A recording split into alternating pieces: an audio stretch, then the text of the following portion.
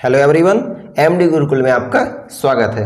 तो देखिए, कल आपकी यण संधि हो गई थी और मैंने उसे बहुत ही सिंपल तरीके से समझाया है। पक्का आपको समझ में आ जाएगा और जहन में आपके वो संधि बैठ जाएगी हमेशा के लिए। तो जरूर देखिए कल का लेक्चर। और इससे पहले जो मैंने लेक्चर करवाए हैं दीर्घ संधि, गुण संधि, वृद्धि संधि के, तो वो भी आप प्ले लिस्ट में जाकर देख सकते हैं। देखिए, कल मैंने जो संधि पढ़ाई थी उसके बाद मैंने कहा था कि कल मैं आपको क्वेश्चन दूंगा, तो आपको आज तैयार करके आना है। तो आपने तैयार किया होगा। तो आइए आज क्वेश्चन देखते हैं। पहले आप वीडियो को पॉज करिए और क्वेश्चन को हल करिए। ये 9 संधि विच्छेद मैंने दिए हुए हैं, तो इनको आपको हल करना है। इसके बाद मैं यहीं पर हल करके बताऊंगा, तो आपको देखना है कौन सा आपका सही होता है, कौन सा गलत होता है। और कमेंट बॉक्स में आपको कमेंट करना है कितनी आपकी संधियाँ सही हुई हैं। तो आइए देखते हैं।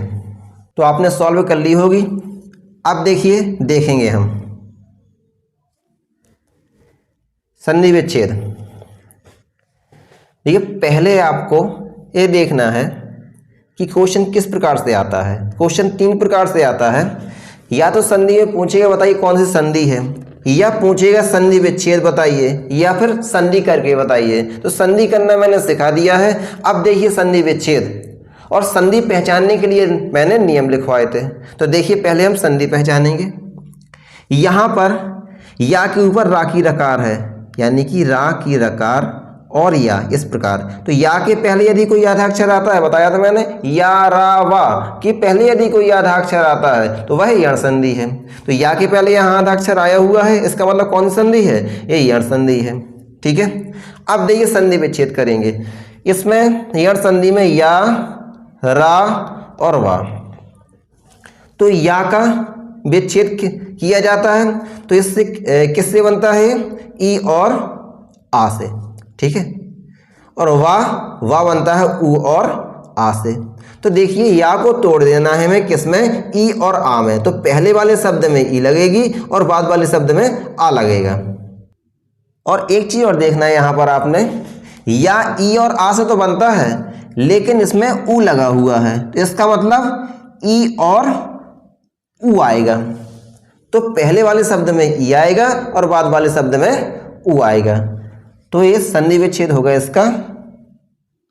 उपरि धन उक्त, तो हो जाएगा उपर्युक्त। ठीक है। अब देखिए, यद्यपि में ये द्या बना हुआ है, ये ए बनता है आधा दा और या से। इसमें या के पहले आधा दा लगा हुआ है, यानी या के पहले आधा अक्षर आया हुआ है। तो जब भी या, रा, वा के पहले आधा अक्षर आता है, इसका मतलब कौन संधि है? यण संधि है।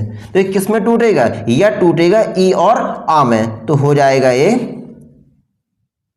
यदि धन अपि, हो जाएगा यद्यपि। ठीक है। यदि आपको डाउट होता है तो देखिए पुनः संधि करके देख लिए करिए। इसमें ई लगा हुआ है, ई और आ मिलकर क्या बनेगा? या बनेगा और दाए आधा हो जाएगा, यानी यद्यपि। क्लियर है? सही है। ठीक है। अब अगला देखेंगे हम। देखिए अन्वेषण। अन्वेषण में वा के पहले आधा अक्षर लिखा हुआ है। ठीक है। और देखिए यहाँ पर एक मात्रा भी है। एक मात्रा का मतलब क्या होता है? एक मात्रा का मतलब होता है गुण संधि। 2 मात्रा का मतलब वृद्धि संधि। लेकिन यहाँ पर देखेंगे हम, यहाँ पर गुण संधि भी हमें लग रहा हो सकती है और यण भी हो सकती है। तो यहाँ हम संधि विच्छेद करके देखेंगे। तो यहाँ पर देखिए, वा के पहले आधा अक्षर लगा हुआ है, यही बा टूटेगा। तो बा हम तोड़ेंगे। इसमें देखिए बा कैसे टूटेगा? वा टूटेगा ऊ और आ में। तो यहाँ पर ऊ लग जाएगा ना में, और इसके बाद देखिए यहाँ पर एक ही मात्रा लगी हुई है। यदि ए ना होता तो यहाँ पर आ आता। यदि एक ही मात्रा लगी हुई है तो यहाँ पर आएगा एषण। तो हो जाएगा अनु प्लस एषण, हो जाएगा अन्वेषण। करके देख लीजिए, ऊ और ए वे आ जाएगा, तो वे आया हुआ है यहाँ पर, और ना आधा हो जाएगा तो ना आधा हो गया यहाँ पर, अन्वेषण। अब देखिए महोदार्य। यहाँ पर 2 मात्रा लगी हुई हैं। 2 मात्रा का मतलब वृद्धि संधि है, यानी कि 2 मात्रा का मतलब वृद्धि संधि। तो इसमें या तो आय होगा या फिर आव होगा। तो कौन सा है? इसमें देखिए एक डंडा और 2 मात्रा है, यानी कि आव हुआ है। क्या हुआ है, आओ हुआ है। अब आओ को तोड़ना है आपको। आओ किस में टूटता है, आओ टूटता है आ प्लस ओ या बड़ा आ प्लस आओ, जी बन सकता है। ठीक है, यानी आ के साथ ओ करते हैं। अब देखिए इसका संधि विच्छेद करेंगे महोदार्य का, तो होगा ये महा प्लस औदार्य होगा यहां पर, क्योंकि एक मात्रा यदि लगाएंगे हम ओ लिखेंगे तो औदार्य का मतलब कुछ भी होता नहीं है, तो यहां पर औदार्य होगा। तो यहां पर बड़ा आ होगा, यहां पर आओ होगा। ठीक है, अब देखिए अगला हितोपदेश। यहां पर एक दंड एक मात्रा है, एक मात्रा होने का मतलब गुण संधि है, दो मात्रा होने का मतलब वृद्धि संधि है। बार बार दोहराते रहिए जिससे आपको याद बनी रहेगी ये चीज। तो देखिए इसमें आपको गुण संधि में ए को तोड़ना है यहां, लेकिन एक डंडा एक मात्रा होने के कारण ए ओ है। ठीक, तो ओ को हम तोड़ेंगे, किस में टूटेगा, आ प्लस ऊ में, आ प्लस ऊ, यानी पहले वाले में आ लगेगा, बाद वाले में ऊ लगेगा। देखिए किस प्रकार टूटेगा ये, हित धन उपदेश हो जाएगा हितोपदेश। ठीक है, इसमें आ और इसमें ऊ। देखिए अब इसमें दो मात्रा हैं, दो मात्रा होने का मतलब वृद्धि संधि है। देखिए दो मात्रा किसमें होती हैं, आई की दो मात्रा होती हैं, यानी कि ये आई टूटेगा। आई किस में टूटेगा, आ प्लस ए, तो इसका संधि विच्छेद होगा तथा प्लस एओ मिलकर तथेव होगा।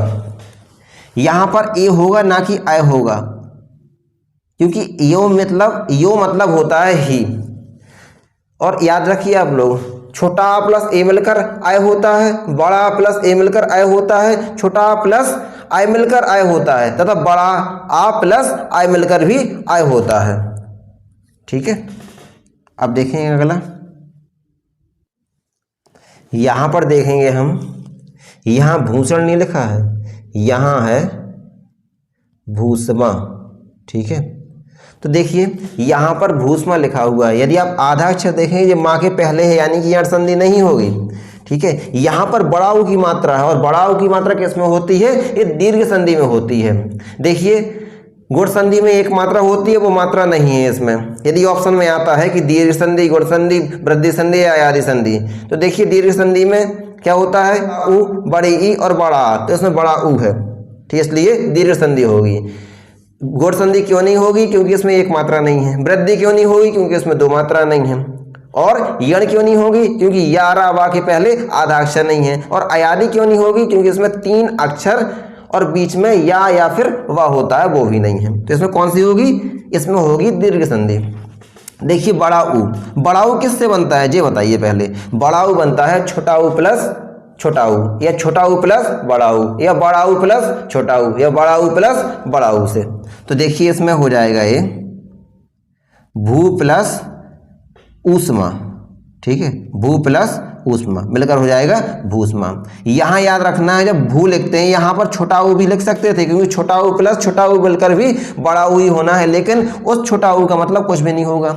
यहां पर यदि भू लिख देंगे तो कुछ भी मतलब नहीं होगा। यहां भाव में बड़ा ऊ की मात्रा चढ़ाएंगे तो इसका मतलब होता है पृथ्वी या धरती, और ऊष्मा में बड़ा ऊ हमेशा लगाया जाता है, तो ऊष्मा का मतलब होता है ऊर्जा।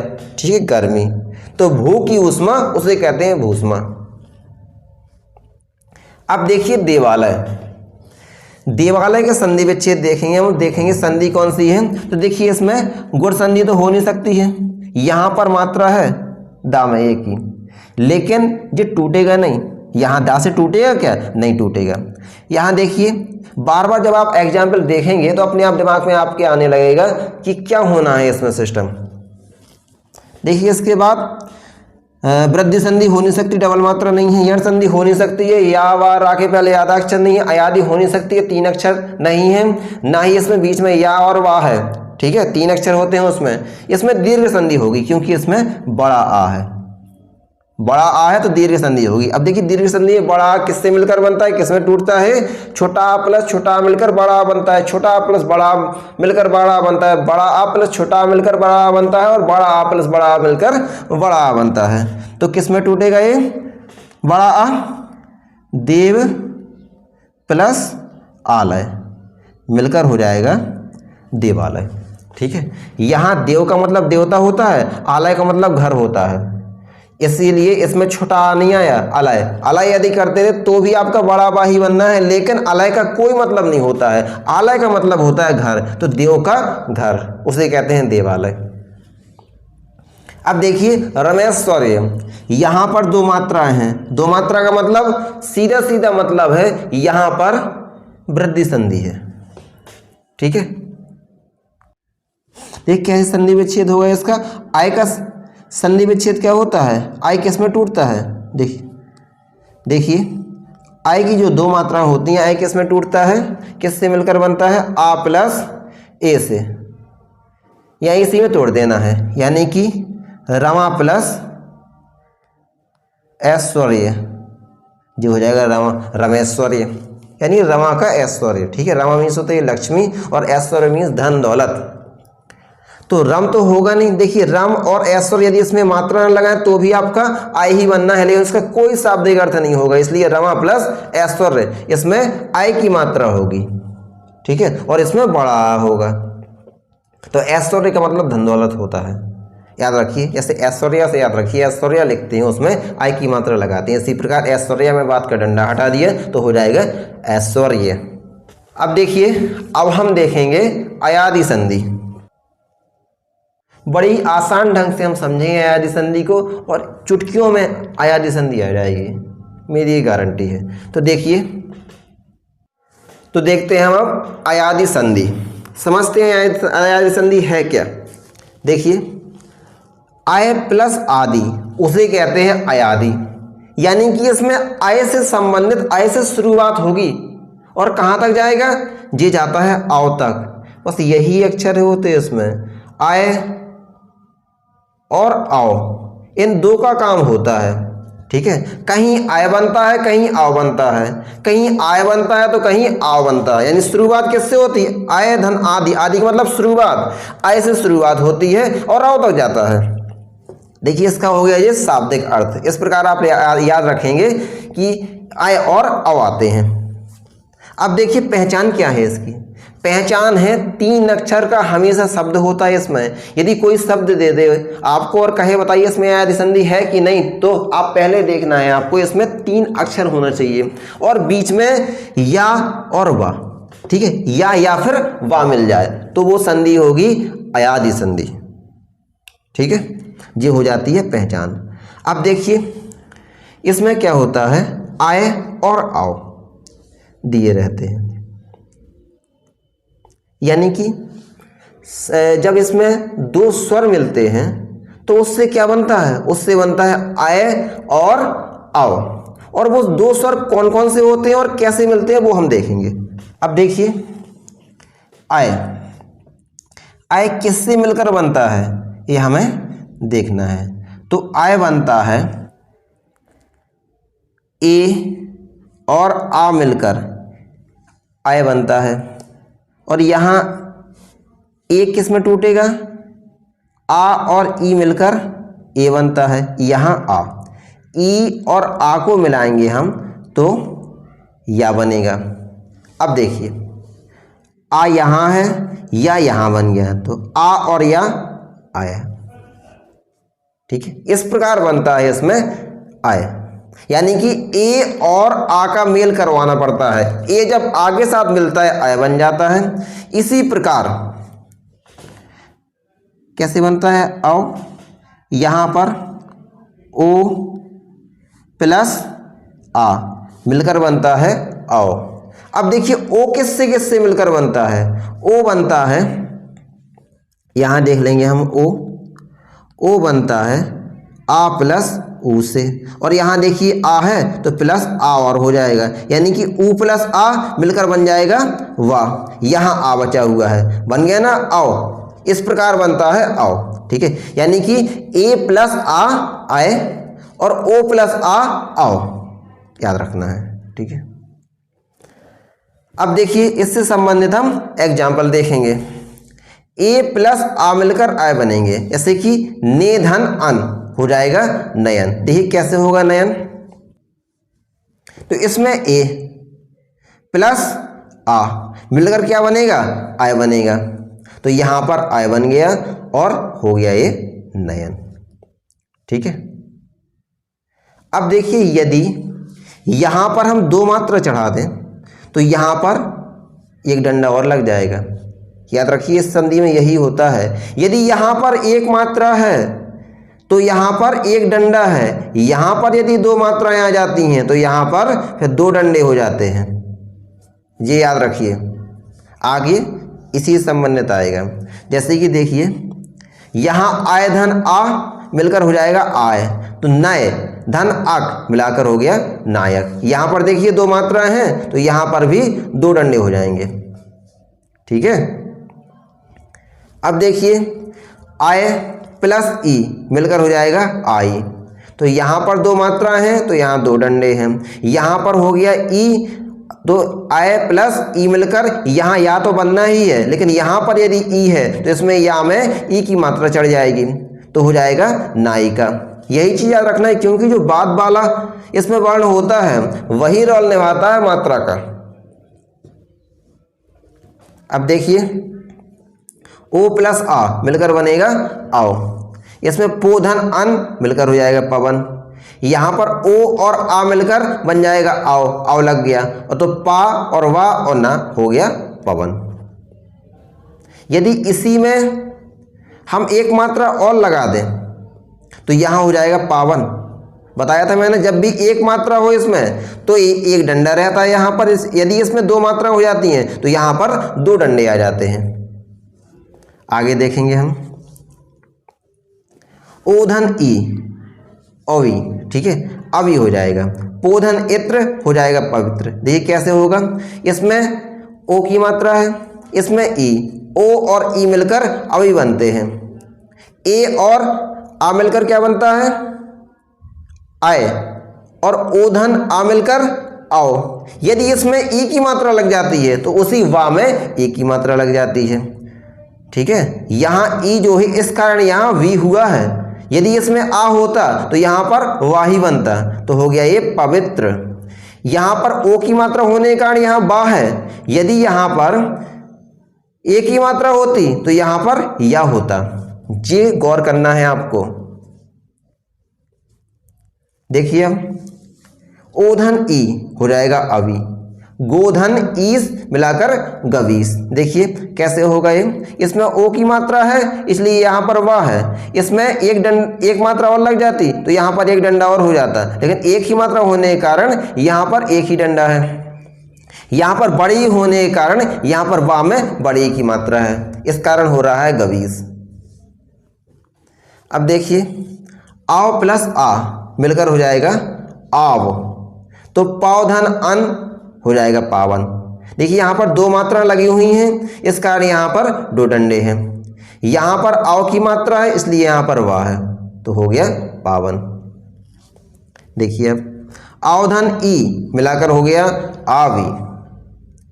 यहां पर आओ की मात्रा है इसलिए यहां पर वाह है, यहां पर ई की मात्रा है इसलिए यहां पर वी है, ई की मात्रा लगी हुई है। यहां पर दो मात्रा है इसलिए यहां पर बड़ा ना है, या ना में दो डंडे हैं। याद रखिए बस, यदि यहीं पर एक मात्रा हो जाएगी तो यहां पर एक डंडा हो जाएगा। ठीक है, अब देखिए आवधन उ मिलकर होता है आबू, तो भावधन उक मिलाकर हो जाएगा भाव। किस प्रकार होगा, देखिए यहाँ पर आओ की मात्रा है इसलिए यहाँ पर बा होना चाहिए, यहाँ पर दो मात्राएं हैं इसलिए यहाँ पर दो डंडे होने चाहिए, दो डंडे हैं। यहाँ पर ऊ होने के कारण यहाँ पर बा में ऊ की मात्रा हो जाती है, इसलिए हो जाता है मिलाकर भावुक। ठीक है, आज के लिए इतना ही। ये कल आपको अयादी संधि से संबंधित क्वेश्चन दिए जाएंगे, उससे पहले भी जो संधि हुई है उससे संबंधित भी कुछ क्वेश्चन दिए जाएंगे। तो पूरी संधि आपको आज पढ़ के आना है। कौन सी, स्वर संधि। स्वर संधि के जो 5 भेद थे वो पांचों भेद मैंने आज कंप्लीट करवा दिए हैं। अब आपके ऊपर है, आप पढ़िए, एक बार वीडियो देखिए, चाहे 2 बार देखिए, चाहे 3 बार देखिए, या फिर वीडियो देखकर आप लोग नोट्स बनाइए, उससे तैयार करिए, जिससे कि आप लोगों को कभी ना भूलेगी। मेरी कोशिश यही रहती है कि आपको डिक टू पॉइंट तैयार करवाऊं। तो अब आगे कल पढ़ेंगे व्यंजन संधि। आज के लिए इतना ही, धन्यवाद।